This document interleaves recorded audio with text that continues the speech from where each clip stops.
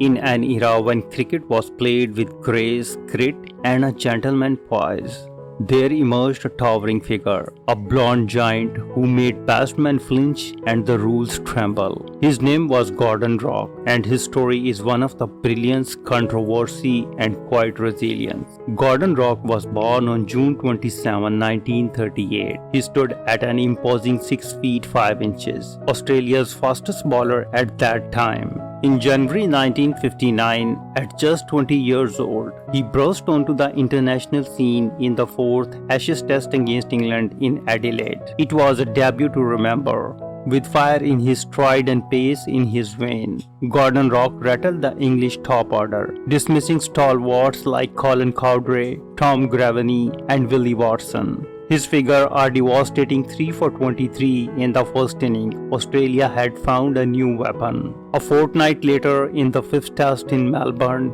he proved it was not a fluke. 3 more wickets, more nerves unsettled, and more headlines. Gordon Rorke was not just fast, he was fierce. But with fame came controversy. Gordon Rorke was not just known for his pace, he was infamous for his drag. In an age when bowling rules were more relaxed, Gordon Rorke took full advantage. His back foot dragged so far over the crease. He was nearly 18 yards from the batsman when he let the ball go. A 7-foot stride turned into a weapon. Even the photos captured his rear foot past the bowling crease before the drag began. English press howled legendary Fred Truman was left penalized for inches, while Gordon Rorke roamed free by feet. Colin Cowdrey, once dismissed by Gordon Rorke, quipped, "I was frightened he might tread on my toes." It was a moment of cricket folklore. A fast bowler who had redefined the very geometry of bowling. Following his Ashes exploits, Gordon Rorke was settled for the 1959-60 tour of Pakistan and India.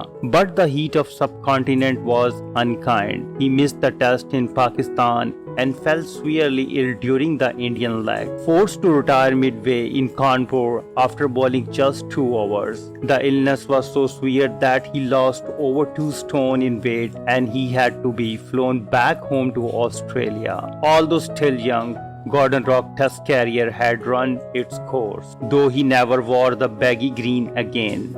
Gordon Rorke did not abandon the game. He continued playing great cricket for Manly and Mosman well into his 30s, but fate had one more cruel bouncer. In 1964, at just 25 years old, Gordon Rorke was diagnosed with hepatitis. His professional career came to a head. Cricket's blond giant was forced to step away from the limelight. Yet off the field, Gordon Rorke built a life of quiet dignity.